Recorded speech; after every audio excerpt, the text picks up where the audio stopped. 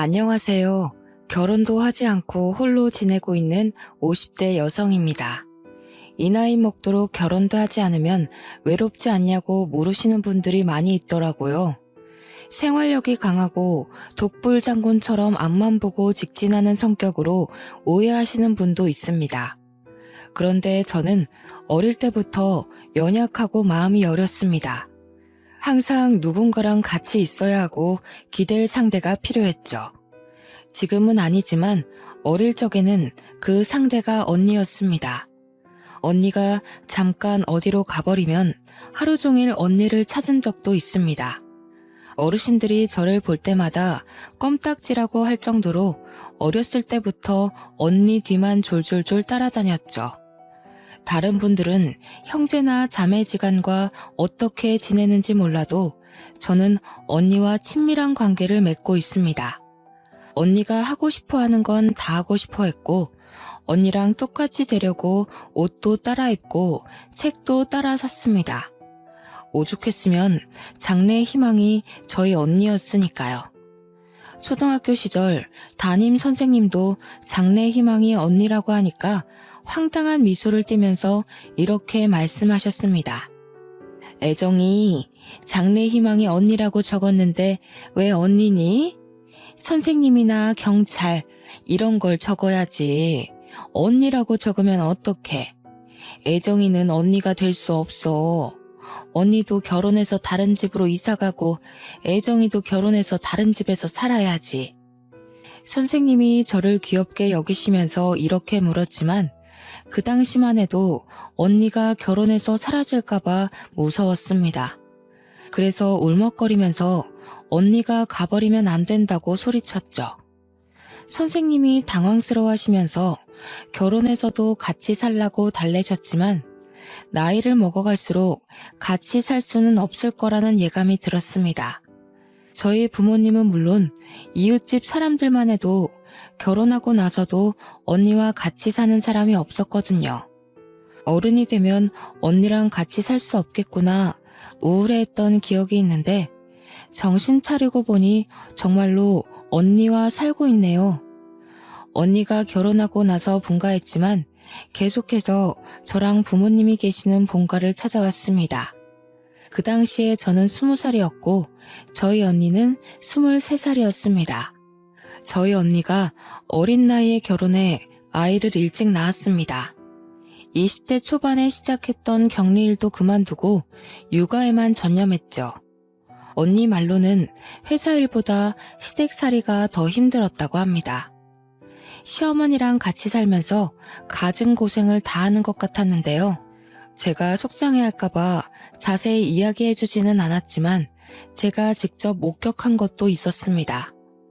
언니가 시어머니를 피해 저희 집으로 와서 쉬고 있을 때가 있을 때였습니다.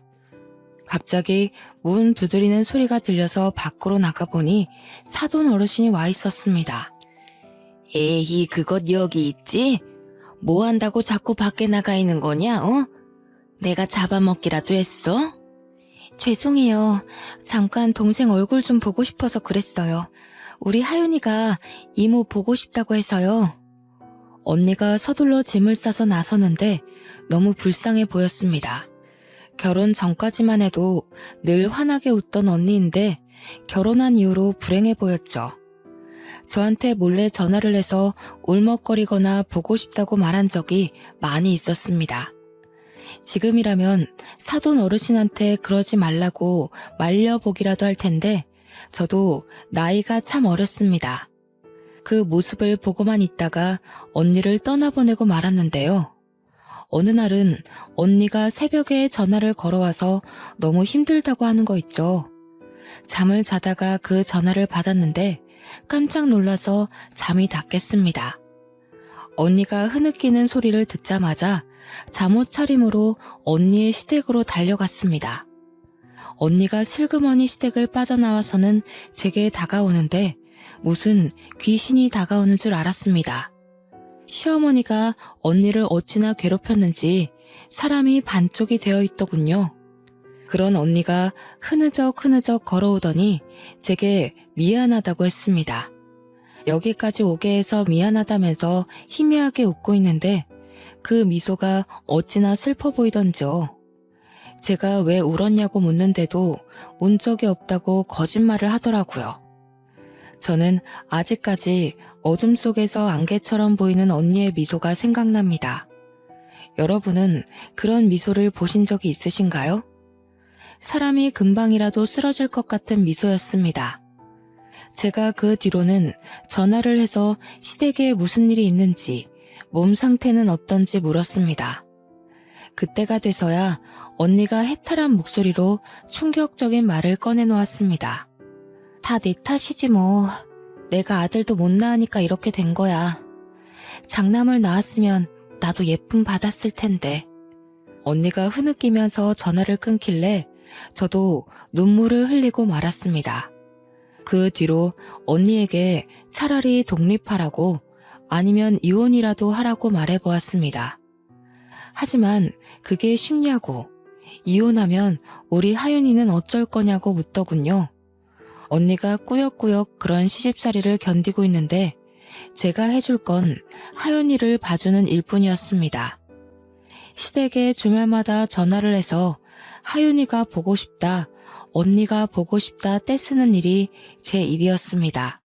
언니는 난감한 척 저한테 화를 내는 척하면서 제 집으로 겨우 왔었죠. 그래서 덕분에 조카랑 쌓은 추억이 많이 있습니다. 놀이공원도 가고 공원으로 피크닉도 가면서 자매같이 놀아주었죠. 하윤이도 저를 좋아해 주어서 가끔은 제 딸 같다는 생각도 들었습니다. 비록 사돈 어르신은 하윤이가 딸이라고 안 좋아하지만 기죽지 않길 바랬는데요. 하윤이가 당당하고 밝은 아이로 크길 기도했지만 하나님께서 제 기도를 들어주시지 않았습니다. 직장에서 일을 하다가 전화 한 통을 받고 기절할 뻔했거든요. 네? 언니가 교통사고가 났다고요? 어디 병원인데요? 사돈 어르신한테 온 전화였습니다. 언니랑 형부 그리고 하윤이가 탄 차가 미끄러져서 전복했다고 하더군요. 그날 유독 비가 많이 와서 택시 잡기도 어려웠습니다. 최대한 빨리 병원에 가보니 언니랑 형부는 이미 세상을 뜬 상태였죠. 너무 놀라서 눈물이 나오지 않았습니다. 이 모든 게 꿈처럼 느껴져서 언니 얼굴 위로 덮여진 천조가리만 쳐다보았는데요. 사돈 어르신은 슬퍼해야 할 자리에서 분노하고 계셨습니다. 이렇게 비가 많이 오면 집에 박혀있지는 비 오는 날에 어딜 가겠다고 나서서 우리 아들까지 죽여? 사돈 어르신은 죽은 저희 언니를 붙잡고 욕을 하고 있었죠. 시댁 쪽 사람들이 말려봐도 소용이 없었습니다. 비 오는 날 부침개와 막걸리가 먹고 싶다며 맛집으로 향하게 한 언니 탓을 하고 있었습니다. 내 아들이 죽은 이유를 아예 몰랐어야 했는데 내가 괜히 전화를 했다. 안 그래도 아들 못 낳는 것 미워 죽겠는데 이런 것 때문에 우리 아들이 죽다니. 이런 가짜는 것 때문에 귀한 우리 아들이 죽어버렸어. 사돈 어르신이 통곡을 하시면서 언니 위로 덮여진 천을 쥐어뜯었습니다. 언니 멱살이라도 잡을 것 같아서 지켜보고 있던 의료진들이 말렸죠. 사돈 어르신은 언니가 세상을 떴는데도 언니를 욕하고 있었습니다. 그 모습을 보니 겨우겨우 화를 참고 있었는데요. 그것도 모자라서 조카를 붙들고 충격적인 말을 내뱉더군요. 우리 아들 죽여놓고 뻔뻔하게 여기 서 있고 싶니? 꼴도 보기 싫으니까 저리 꺼져라. 이것이 우리 아들이 감싸줘서 살았다고 하더라. 이것만 없었으면 우리 아들 살았어. 사돈 어르신께서 119 구급대원에게 사고 당시 현장을 전해 들었나 봅니다. 형부가 하윤이를 살리려고 꽉 껴안은 채 머리를 보호하고 있었던 것 같습니다. 조카 때문에 아들이 죽었는데 제가 조카 편을 들었다고 제 머리카락을 붙잡으면서 소리를 지르면서 할 수 있는 욕은 다 하시더군요. 너도 똑같아. 아들도 하나 못 낳는 것이랑 핏줄이 똑같으니 멍청하게 나불대는 것이겠지. 이 못된 버르장머리를 당장 고쳐놔 줄 테니까 오늘 너 죽고 나 죽자. 제가 아파서 주저앉으니 이번엔 할머니의 손길이 조카에게 뻗쳤습니다. 조카의 옷깃을 마구잡이로 붙잡더니 호통을 치시는 거 있죠? 이런 요망한 것, 네가 내 아들을 죽였어. 이런 것하고 나는 같이 못 살아. 꼴도 보기 싫으니까 당장 내보내라. 기적적으로 살아난 아이를 치료도 받지 못하게 하고 멱살 잡다시피 협박을 하고 있었습니다. 여기서 제 조카가 보인 반응이 더 슬펐습니다. 사시나무 떨듯 떨며 바닥에 풀썩 주저앉더라고요. 애가 어찌나 놀랐는지 울지도 못하고 속으로 눈물을 삼키고 있었죠. 저는 그런 하윤이를 감싸 안은 채 사돈 어르신과 떨어뜨려 놓았습니다. 그만하세요. 진정하시라고요. 갑자기 난 사고 때문에 많이 놀라신 것 같은데 일단 집으로 돌아가세요. 저희가 장례 절차 밟도록 하겠습니다. 네가 뭔데 이래라 저래라야? 이제 남이나 다름없는 것이 어디 눈을 부라리고 있어? 우리 아들 장례는 내가 할 거다. 신경 쓰지 말고 그 모자란 것 데리고 가버려라. 제가 진정하라고 중재하는데도 사돈 어르신이 오히려 저를 밀치며 호통을 치셨습니다. 조카에게 고아원에 보내버릴 거라는 말까지 해서 저는 얼른 하윤이의 두 귀를 막아버렸죠. 그리고 하윤이에게 다정하게 속삭이며 오늘 있었던 일은 모두 다 잊어버리라고 했습니다. 하윤아, 할머니가 진심으로 하는 말 아니야. 그러니까 마음에 담아두지 마. 차라리 다 잊어버리자. 이모도 잊고 싶으니까 다 잊으려고 해. 그러니까 하윤이도 악몽을 꿨다고 생각하자. 하윤이한테 이렇게 말하고 다른 병원으로 데려가 머리 상처를 꿰매고 찰과상과 인대가 늘어난 부분을 치료하였습니다. 형부가 자식을 정말로 아끼고 사랑했던 것만큼 하윤이를 처절하게 껴안고 있었나 봅니다. 차가 전복했는데도 하윤이는 5주 만에 퇴원하였습니다. 저희 조카가 이렇게 회복하는 사이 언니와 형부는 같은 장례식장에서 상을 치르지도 못했습니다. 사돈 어르신의 뜻대로 형부 장례식장과 멀리 떨어진 곳에서 상을 치러야 했는데요. 형부 장례식장과 언니 장례식장을 왔다 갔다 하면서 정신없이 지내던 와중이었습니다. 갑자기 전화가 와서 받아보니 청천벽력 같은 소식이 들려왔습니다. 뭐라고요? 하윤이를 고아원에 보냈다고요? 엄마한테 전화가 와서 받아보니 사돈 어르신이 기어코 하윤이를 고아원에 보내버렸다고 하더라고요. 엄마도 이제 알았다며 어쩌면 좋냐고 하길래 서둘러 하윤이가 있다는 고아원에 가보았습니다. 구석에서 외롭게 앉아있는 하윤이를 보고 눈물을 터뜨리고 말았죠. 언니가 죽었을 때보다 더 서럽게 울었던 것 같아요. 그때 사돈 어르신이 인간만도 못하다고 느꼈습니다. 사돈 어르신 말대로 이제 가족도 아니니 저도 예의를 차리지 않으려고요. 그렇게 굳게 다짐하고 하윤이를 데려왔습니다. 그리고 제 밑으로 호적을 올려서 키우기로 했죠. 하윤이를 키우게 된 지 5년이란 시간이 흘렀습니다. 이제 결혼할 나이가 훌쩍 지나서 선자리를 보러 다니게 되었는데요. 공무원부터 경찰, 선생님, 잘 나가는 사업가까지 좋은 직업을 가진 남자들을 많이 만나보았습니다. 하지만 잘 되려고 하면 이상하게 연락이 끊기고 흐지부지 되더군요. 저한테 문제가 있는 건 아닐까 고민하던 찰나 호텔에서 일하는 요리사를 만나게 되었습니다. 정말 괜찮은 사람이었죠. 그 남자가 저한테 하윤이에 대해 묻기 전까지요.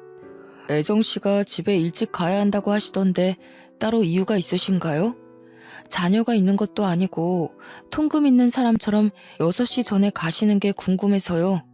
아, 우리 조카랑 같이 살고 있는데 조카 밥을 챙겨줘야 해서요. 사실 사정이 있어서 조카를 입양해서 키우고 있거든요. 순간 어색한 기운이 감돌아서 아차 싶었습니다. 그동안 남자들에게 연락이 오지 않은 이유도 알겠더군요. 바로 조카의 존재를 알게 된 순간 연락이 점차 뜸해졌던 것 같습니다. 그걸 이제야 알았다니. 조금은 한심한 기분이 들어서 일찍 자리를 파했습니다. 저를 피하시는 남자분들 마음도 이해가 되었습니다. 저도 이제 막 알아가는 남자한테서 결혼은 안 했지만 애가 있다는 소리를 들으면 기피할 것 같았거든요. 집으로 돌아가 하윤이의 식사를 챙겨주고 있는데 갑자기 전화가 왔습니다. 무심코 받아보니 요리사랑 연결해준 이모였습니다. 이모가 왜 벌써 헤어졌냐고 물으니 제가 그렇게 됐다고 얼버무렸죠. 그런데 요리사한테서 이유를 전해 들었나 봅니다. 제가 얼버무리기 무섭게 버럭 소리를 지르더라고요. 걔는 땡땡 호텔 요리사면 다니? 사람이 사정이 있어서 조카 입양해서 키울 수도 있지 어떻게 그래? 그렇게 잘났어? 사람이 장점만 있을 수 없잖아. 천천히 두고 봐야지. 어쩜 집에 가자니까 그냥 오케이 해버려? 이모, 나는 남자들이 왜 이렇게 연락이 뜸해지나 했더니 애가 있어서 그랬나 봐. 나도 애 있으면 좀 그럴 것 같아. 결혼이 소꿉장난도 아니고 그럴 수도 있지. 너무 화내지 마. 이모가 화를 참지를 못하니까 그저 허허 웃고 말았습니다. 그런데 제 조카가 그 소리를 다 들은 것 같았습니다. 밥을 먹는 둥 마는 둥 하더니 방 안으로 획 들어가 버리더군요. 다 먹었냐고 물어봐도 대답도 안 했습니다. 13살짜리가 알아들을 거라고 생각도 못했죠. 워낙 어릴 때부터 키운 아이라 너무 어리게만 봤던 것 같습니다. 갑자기 제가 퇴근을 하고 돌아오니 하윤이가 제게 편지를 써서 건넸습니다. 기특한 마음에 얼른 편지를 읽어봤는데 편지의 내용은 충격적이었습니다. 자기는 괜찮으니 고아원에 들어가겠다고 하는 거 있죠? 자기가 고아원에 들어가면 제가 좋은 남자를 만나서 결혼할 수 있을 거라고 했습니다. 그 편지를 읽는 순간 눈물이 고였지만 조카에게 그런 말 하는 거 아니라고 혼을 내버렸습니다. 누가 이런 편지 쓰래? 이모가 혜윤이 버리고 결혼할 것 같아? 어디서 그런 말을 해? 따끔하게 혼을 냈더니 조카가 엉엉 울어버리더군요. 그런 조카를 꼭 껴안으며 결혼을 포기하기로 마음먹었습니다. 조카가 있어서 떠날 남자라면 평생을 함께할 가치도 없다는 생각이 들었고 결혼하는 것보다 조카랑 같이 있는 삶이 더 소중해 결혼하지 않기로 한 것입니다. 물론 이런 저를 이해해주고 결혼하겠다고 나서는 남자가 있다면 결혼식을 올릴 테지만 그런 남자는 보이지 않았죠.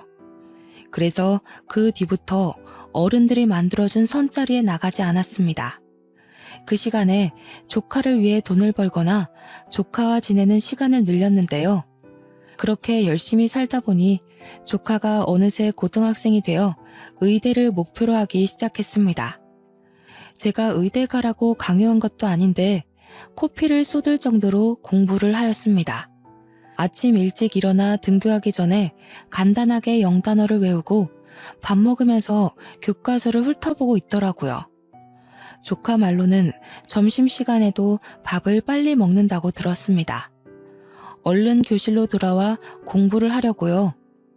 저도 그렇고 언니도 그렇고 어렸을 때 그런 적이 없었는데 도대체 누굴 닮았는지 완전히 책벌레가 다 되어 있었습니다. 어느 날은 늘 전교에서 1등인 녀석이 5등을 한 날이 있었습니다. 저는 컨디션이 안 좋으면 그럴 수 있다고 위로해 주었는데요. 오히려 자기가 성을 내면서 과외를 붙여주라고 하더라고요. 아무래도 학년이 올라갈수록 애들이 사교육에 집중하는 모양이었습니다. 그동안 과외나 학원 없이도 공부를 곧잘 잘해내던 조카 녀석이었는데 승부욕이 올랐는지 제게 부탁을 다하더군요. 하윤이가 뭘 해달라고 한 적은 처음이라서 학부모들한테 수소문해서 유명한 과외 선생님을 붙여주었습니다. 저희 조카가 똑똑한 것도 있지만 과외를 받으니 성적이 쑥쑥 올랐습니다. 그 뒤로 1등을 놓친 적이 없었죠. 그러다 조카가 쓰러진 날이 있었습니다. 회사에서 일을 하다가 전화를 한 통 받았는데 저희 하윤이 담임 선생님이더군요. 하윤이가 수업을 듣다가 쓰러져서 병원에 있다고 하길래 바로 달려갔습니다. 선생님이 알려주신 땡땡 병원으로 가보니 하윤이가 링거를 맞고 누워있더라고요. 그 뒤로 제가 한약도 지어주고 쉬엄쉬엄 공부하라고 몇 번이나 강조하였습니다. 혹시 몰라 제가 몰래 지켜보고 있는데 하윤이가 잔다고 해놓고 새벽에 일어나서 몰래 공부를 하고 있었습니다. 이러니까 픽픽 쓰러지는 거라고 책을 빼앗아서 재운 적도 여러 번 있었죠. 이렇게 독하게 공부를 하니 서울대 의대에 들어갈 수밖에요. 우리 하윤이가 서울대 의대에 들어간 소식을 어떻게 들었는지 사돈 어르신이 찾아오셨습니다. 마음 같아서는 사돈 어르신인 거 알게 된 순간 내쫓고 싶었지만 그럴 수 없었습니다. 현관문이 열리자마자 밀고 들어오시더니 제 뒤에 서 있는 하윤이를 보시더라고요. 하윤이가 서울대 의대에 들어갔다며? 다른 자식도 아니고 죽은 우리 첫째 아들 자식인데 내가 챙겨줘야지. 하윤아, 나 기억하니? 할머니잖아. 8살까지 애지중지 키워주던 할머니. 그 말을 들은 순간 억장이 무너졌습니다. 하윤이를 버리겠다고 고아원에 보내놓을 땐 언제고 이렇게 찾아오다뇨. 게다가 하윤이는 할머니를 기억하지 못하는 것 같았습니다. 쭈뼛거리며 다가가더니 꾸벅 인사를 건네더라고요. 사돈 어르신은 그런 조카를 보고 좋다고 미소 짓더니 원래부터 자상한 할머니였던 척 껴안기까지 하였습니다. 아유, 우리 하윤이 보고 싶었다. 하윤이도 할머니 보고 싶었지? 그동안 어떻게 지냈니? 할머니가 그동안 사는 게 힘들어서 이렇게 늦게 왔다. 이번에 의대에 들어갔다며? 할머니가 다 지원해 줄 테니까 독립하고 싶으면 말해라. 등록금이랑 생활비도 대줄게. 사돈 어르신이 조카에게 핸드폰을 달라고 하더니 연락처를 입력해 놓았습니다. 아무것도 모르는 조카 녀석은 그저 좋아라 하더군요. 저한테 입양 온 후로 외가 쪽 식구들이랑 교류하지 않고 쭉 지내왔으니 반가웠을 겁니다. 그 모습을 보니 너무 섭섭했지만 할머니가 버리려고 했다는 말을 할 수가 없었습니다. 얼마나 충격이었으면 그런 엄청난 기억을 다 까먹을까 싶었죠. 8살짜리가 겪었을 고통을 또 겪게 하고 싶지 않아서 입을 꾹 다물었습니다. 하지만 밤마다 이걸 조카한테 말해줘야 하나 말아야 하나 고통 속에 시달렸습니다.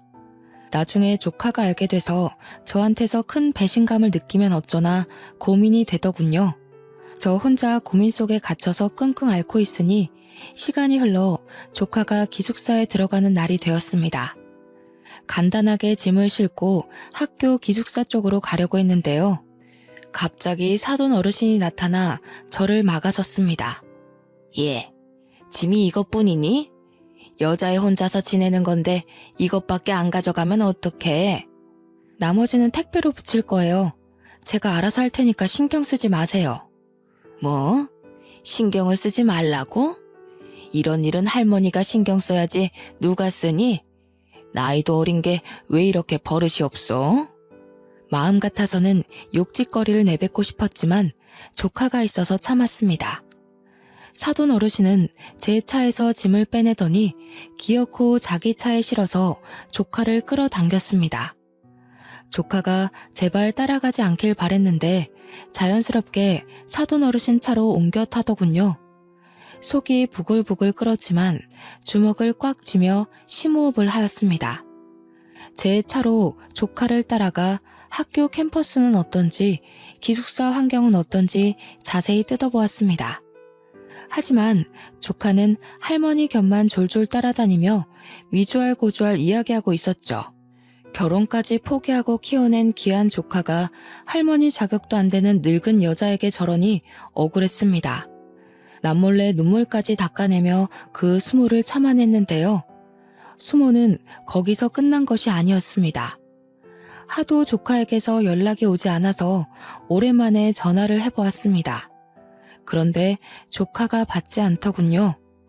그런 날이 수도 없이 지난 뒤에야 걱정이 돼서 학교까지 찾아가려고 했습니다. 사돈 어르신이 어떻게 알았는지 갑자기 저한테 전화를 해서는 이런 소리를 짓거리더라고요. 너 자꾸 하윤이한테 전화하지 마라. 네가 자꾸 전화해서 공부에 방해된다고 하더라. 사돈 어르신이야말로 하윤이 고아원에 버릴 때는 언제고 갑자기 왜 이러시는 거예요? 하윤이가 의사 될 것 같아서 그러세요? 너야말로 하윤이가 의사 될 것 같아서 견제하는 거니? 할머니가 이제 지원 좀 해주겠다는데 왜 말을 그렇게 하니? 제가 하윤이한테 옛날에 있었던 일 다 이야기하면 어쩌려고 이러세요? 하윤이랑 잘 지내고 싶으면 사과부터 하세요. 뭐? 하윤이한테 쓸데없는 소리 하지 마라. 왜 안 해도 되는 말을 하려고 해? 괜히 아픈 상처 건드려서 무슨 일을 치르려고. 그러다 걔 공부 안 되면 어쩌려고 그래? 괜히 애 인생 망치려고 하지 말고 입 다물고 있어라. 제가 차를 세우고 육직거리를 내뱉으려고 하니까 전화를 뚝 끊어버리더군요. 사돈 어르신이 일부러 하윤이와 저를 떼어놓으려는 것 같았습니다. 그것 때문에 연락이 안 되는 것 같아서 하윤이를 찾아갔는데요. 하윤이가 글쎄 저를 보고 떨떠름한 표정으로 서 있는 거 있죠. 이모, 왜 왔어? 저 시험 기간이라 공부해야 하는데. 네가 너무 연락이 안 돼서 와봤어. 무슨 일 있는 거 아니지? 아무 일도 없으니까 돌아가. 나 지금 밤새야 해. 처음 있는 일이었습니다. 제게 항상 예의 바르면서도 밝게 말하던 애인데 완전히 변해버린 것 같았죠. 결국 제가 조카에게 버럭 화를 내며 모든 사실을 실토하고 말았습니다. 너 설마 할머니 때문에 이러는 거니? 그 사람이 어떤 사람인 줄 알아? 너 버린다고 고아원에 내놓은 사람이다. 근데 네가 의대 간다니까 착한 척 연기하는 거야. 네가 조금이라도 잘못되면 바로 버릴 사람하고 이러는 거 아니야. 나는 너 키우려고 인생을 걸었어. 정말 친엄마처럼 널 키워냈는데 어떻게 이럴 수 있니? 제가 울면서 말해놓고 차마 조카의 얼굴을 바라볼 수가 없었습니다. 그런데 조카가 제 말을 믿어주지 않더군요. 할머니가 그랬다고? 우리 할머니가 그럴 리가 없어. 이모가 잘못 기억하고 있는 거겠지. 12년을 키워준 이모를 믿어야지. 어떻게 할머니를 믿니? 네가 제정신이야? 조카가 제 말을 듣고 왈칵 눈물을 쏟길래 조카에게 다시 트라우마를 안겨준 것 같아서 그 자리를 뛰쳐나왔습니다. 며칠 뒤에 심하게 말해서 미안하다고 다시 이야기 나누자고 연락해봤지만 답은 돌아오지 않았습니다. 조카가 제 말을 믿지 않는 것 같더군요. 다 큰 조카가 연락도 잘 되지 않고 찾아가도 바쁘다 하니 어쩌겠나요? 마음 같아서는 가슴이 찢어질 것 같다 나한테 왜 그러냐고 따지고 싶었지만 포기했습니다. 내놓은 자식이라고 생각하고 그렇게 8년이라는 시간을 흘려보냈습니다. 가끔씩 연락해서 들어보니 공부도 열심히 하고 잘 지내는 것 같았죠. 그것만으로 만족하며 살려고 했습니다. 그러다 조카가 대학을 졸업하고 의사가 됐다고 연락을 하더군요. 이모, 내가 그동안 연락이 없었지? 할 말이 있는데 땡땡 병원으로 올 수 있어? 조카 녀석이 고백할 것이 있다고 하니 저도 도대체 왜 그런 것이냐고 따져볼까? 아니면 할머니한테 무슨 말을 들은 것이냐고 물어볼까 고민했습니다. 땡땡 병원으로 가보니 조카가 갑자기 병실로 저를 데려가는 것이었습니다. 그곳에 사돈 어르신이 누워있어서 깜짝 놀라고 말았죠. 사돈 어른, 어디 아프세요? 왜 저한테 말도 안 하고 하윤이 병원에 입원해 계세요? 내가 8년 전부터 췌장암에 걸렸는데 다시 재발하고 말았다.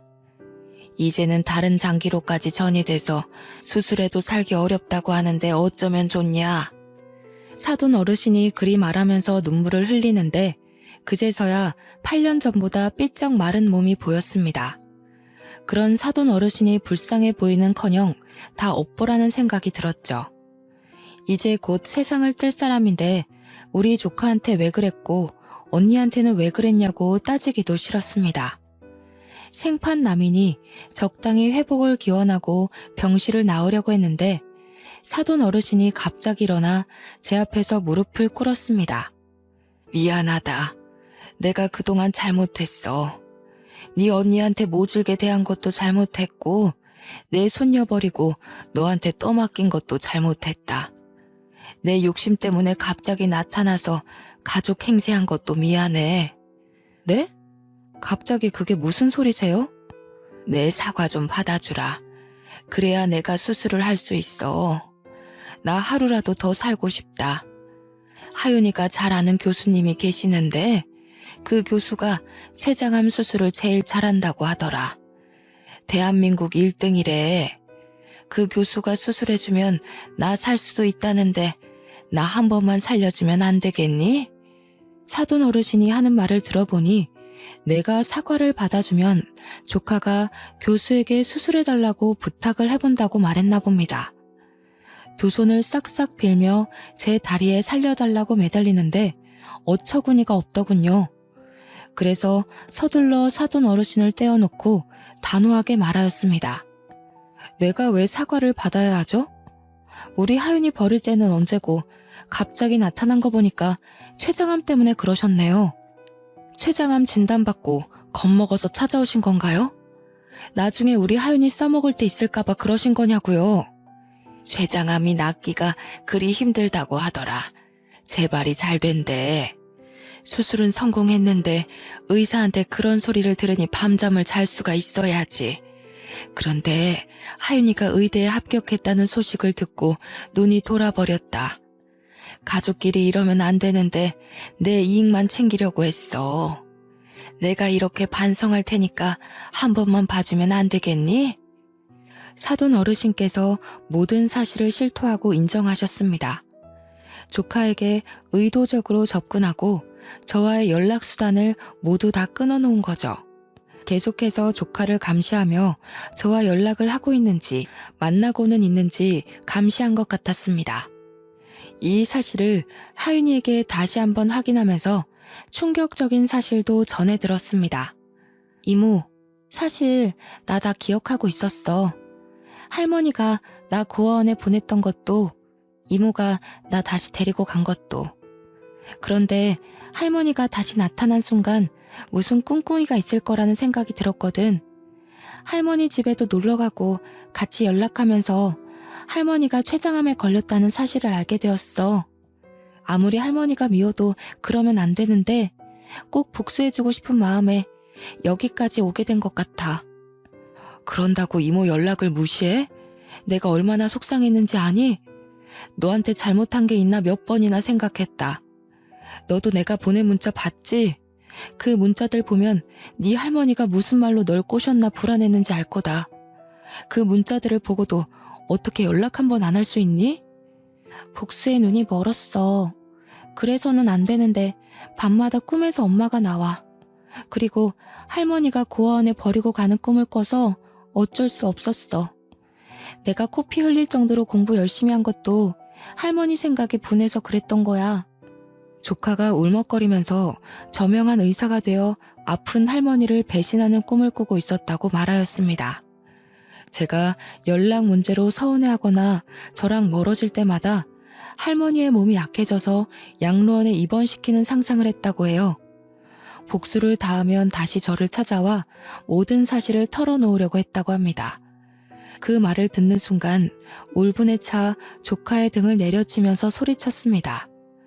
아이고 이거사, 네 인생 망칠 수도 있는 짓을 왜 해?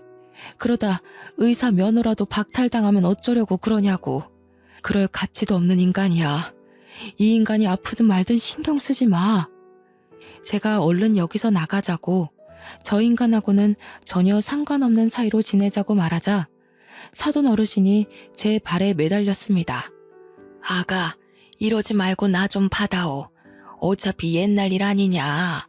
엄청 오래된 일인데 이제 가슴 한켠에 묻어두고 나 좀 살려다오. 응? 내가 이 은혜 꼭 갚을게. 지금 가슴 한켠에 묻어두라고요? 언니한테 한 일을 생각하세요. 언니 죽을 때까지 괴롭히고 못살게 군 것도 모자라 우리 하윤이 버렸잖아요. 그걸 어떻게 용서라고 그러세요? 그럼 내가 어떻게 해야 용서할 거니? 이렇게 엎드려 빌까? 사돈 어르신이 부들부들 떨며 애처롭게 바라보길래 마음이 차분해졌습니다. 누가 제 머릿속에 찬물을 끼얹은 듯 분노가 사그라들고 이 비굴한 인간을 어떻게 해야 할지 생각하다 입을 열었습니다. 내가 아니라 하윤이한테 비셔야죠. 사돈 어르신이 조카 버리셨잖아요. 하윤이가 용서하면 생각해 볼게요. 하윤아, 우리 조카, 내가 정말 미안하다. 이 할미가 부족해서 너한테 못된 짓을 했다. 한 번만 받아오. 기다렸다는 듯이 넙죽 절을 하는 사돈 어르신을 보는데 조카가 왈칵 눈물을 터뜨리더군요. 조카의 눈물을 보니 마음이 착잡해졌습니다. 복수심에 치기 어린 행동을 한 것이었죠. 우리 하윤이의 마음속에 복수심이 있었다는 사실을 알았다면 외면하며 살자고 설득했을 겁니다. 뭐라도 했으니 됐다고 조카를 달래며 사돈 어르신을 버려두고 왔는데요. 허망하게 앉아있는 사돈 어르신을 보니 많은 생각이 들었습니다. 인생을 어떻게 살아왔는지 가족들도 안아보고 계속 혼자서 병실 생활을 해온 것 같았습니다. 그래도 언니의 시어머니이니 어떻게 사나 조카에게도 물어보고 슬쩍 병실 안을 내다본 적도 있습니다. 살아있는 모습을 보고 목숨 한번 즐기다 생각하다가도 인성이 나빠 고독하게 떠날 인간이겠거니 생각하고 있을 무렵이었습니다. 저한테 편지 한 통이 와서 열어보았는데요. 무려 5장 분량의 편지였습니다. 촘촘한 글씨로 자기가 얼마나 멍청하고 이기적인 인생을 살아왔는지에 대한 푸념과 사과글이 적혀 있더군요. 저는 그 편지를 들고 사돈 어르신이 있는 병실에 찾아갔습니다. 편지를 왜 보냈냐고 따질까 아니면 비아냥거릴까 고민하다가 한마디 하였습니다. 사돈 어르신, 사람 목숨이 달린 일이니 제가 하윤이한테 교수님께 부탁해보라고 말해볼게요. 사돈 어르신이 그 말을 들은 순간 정말 고맙다고 몇 번이나 고개를 숙였습니다. 다른 사람이 들으면 왜 그랬냐고 남이니까 안 보면 되는 사이 아니냐고 따질지도 모릅니다. 하지만 그래야 제 마음이 편하니까요. 사돈 어르신이 죽었다는 소식을 들으면 제가 사돈 어르신이랑 다를 게 뭐가 있나 싶었습니다. 그 편지글이 마음을 흔들었다기보다는 조카 인생에 흠집을 남기기 싫었습니다. 그래서 조카한테 관용을 베풀고 포용하자며 교수님께 말씀드리라고 말해보았죠. 당연히 제 조카는 제 말을 받아들이지 못했습니다. 내가 왜 그래야 하는데? 내가 못해준다고 그냥 다른 병원으로 가라고 할 거야. 네가 살면서 범죄자도 치료해줘야 하고 네 할머니보다 인성이 나쁜 사람을 고쳐줘야 할 텐데 그럴 때마다 외면하고 다른 병원으로 보낼 거니? 제가 그리 말하니 조카가 한참을 생각해보는 눈치더군요.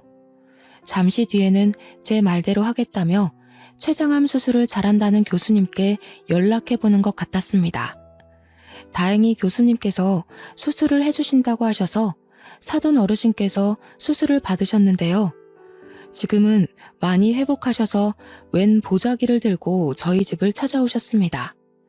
귀해 보이는 보자기 안에는 손수 만든 반찬들이 들어있었습니다. 정말 고맙다고 반찬을 싸들고 왔는데 마음이 싱숭생숭하였습니다. 인생은 오래 살고도 볼 일이네요.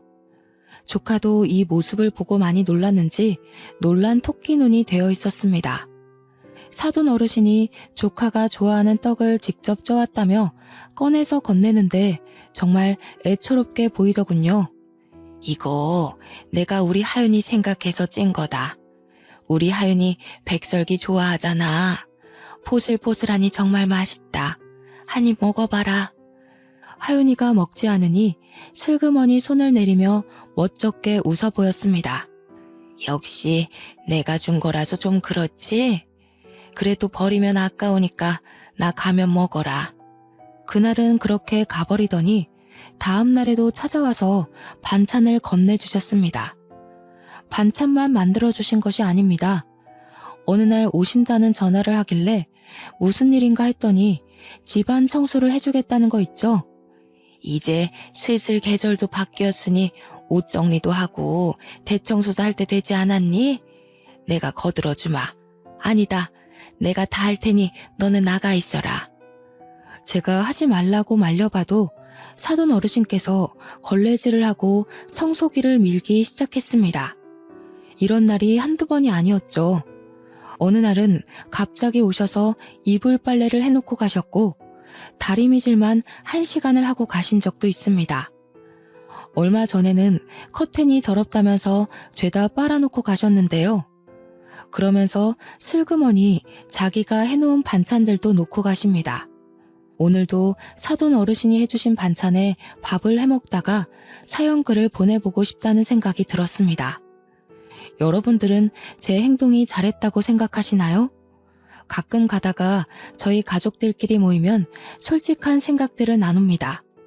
하지만 하나같이 나라면 그렇게 안 하고 없는 사람 취급했을 거라고 하더군요.